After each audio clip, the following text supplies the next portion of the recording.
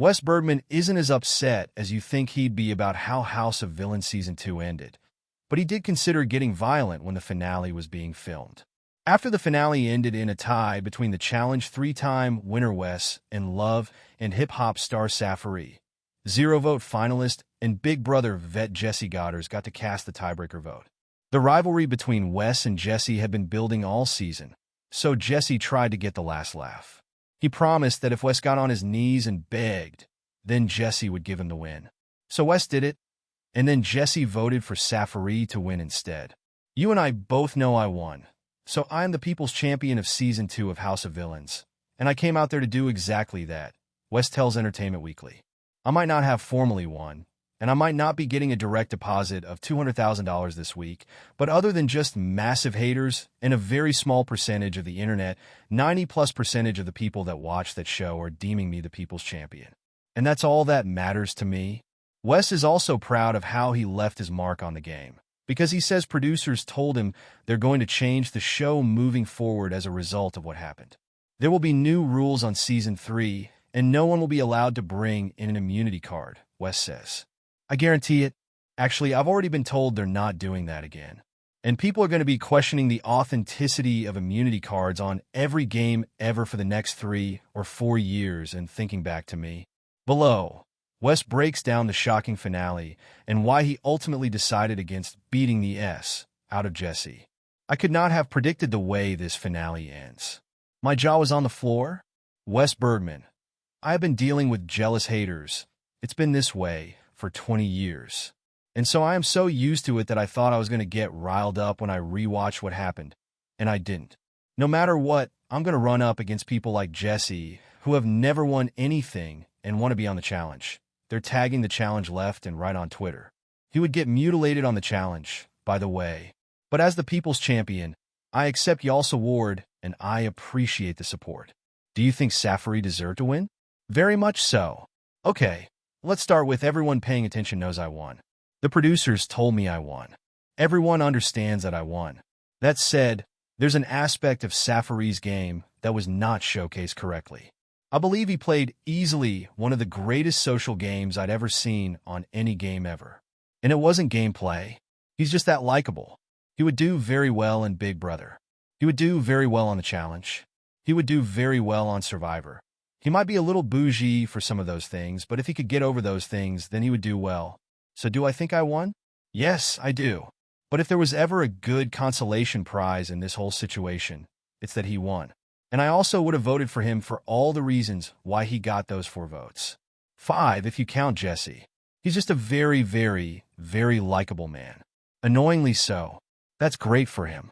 Bad for you in this case. It's okay. I called him yesterday and congratulated him.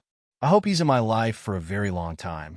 What's crazy about this whole thing is no one is rich enough, really ever, to where you don't feel a $200,000 direct deposit. I don't want to sit here and say that I wouldn't have liked a $200,000 direct deposit. I always will. If I become a billionaire, I will like a $200,000 direct deposit. Like 15 years ago, I accidentally tried to tip somebody $1 and accidentally tipped them $100. And I, to this day, lose sleep over it. So I'm obviously mad about not having $200,000, but him and I, we've made it. We've been on TV forever. We have all these other income streams. As great as money is, we are there for different reasons, which is what allows us to steal the show. That's what my job was, to go in there and steal the show. And I feel like I put on my bank robber's outfit, and I did exactly that. One of the moments you stole the show was introducing your fake immunity idol. Half of the cast thought that was cheating, the other half thought it was good gameplay. Even Richard was trying to defend it as good gameplay. What did you think of that entire argument? We can sit here and we can poke holes in it all we want, but if I didn't use it, I would have been on the jury. That's about as binary as it gets. Candy had identified me as the #1 threat to win the game. It was a great assessment, but then I completely tricked her. It absolutely worked. If I didn't play it, I would have been gone. In 10 years, when people look back on this thing, they're not going to remember hardly anything except for this. I make decisions that are risky for my gameplay, but are memorable and make me famous and legendary. And it's why my phone does not stop getting calls from shows across every freaking channel imaginable, because I put the entertainment value of the viewers as the #1 priority.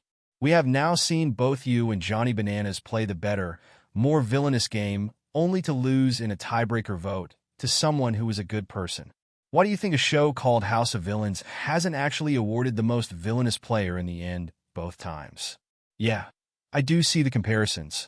I mean, it is crazy how you look at Banana's situation, and you're like, there's no way that I could tie that, because it was such a weird situation with the tie, and then the third place that's bitter and mad at him. How could it ever be recreated? And then it gets recreated down to a dime. I would say the Tanisha and Safari situation were very different. I'm sure Tanisha was very funny and very likable, but she ultimately won because they were making a decision on how she would do very good and important things with the money. They were not saying that with Safari. Safari is one of the few people that I've met that rivals me from a monetary standpoint. He's got more FING supercars than I do. There's no modest way of saying that $200,000 is not really going to move the needle for him or me. They did not give him that money because he deserved it. They gave him the money because they liked him and he didn't beat them. I did talk to the producers, and they are having identity crises. If there's going to be a season 3, they're going to be reevaluating how the winner is ultimately crowned, because now there's 2 seasons in a row where you're incentivized to not play the game, to not be a villain, to not be funny, to not play pranks, that kind of thing. At which point, what's the point of the show? Because we want that. So if there is another season, it's not going to be decided the way that it has the first 2 times. It's proven to be a broken system. If anyone ever looks at me and says, oh man, he takes himself too seriously, they're the butt of the joke, not me. I'm trolling. This is the most unserious man pretending to be serious. That is the best way to describe my sense of humor on these things. And I'm more unserious and more of a troll than probably anyone that you've ever met. This interview has been edited for length and clarity.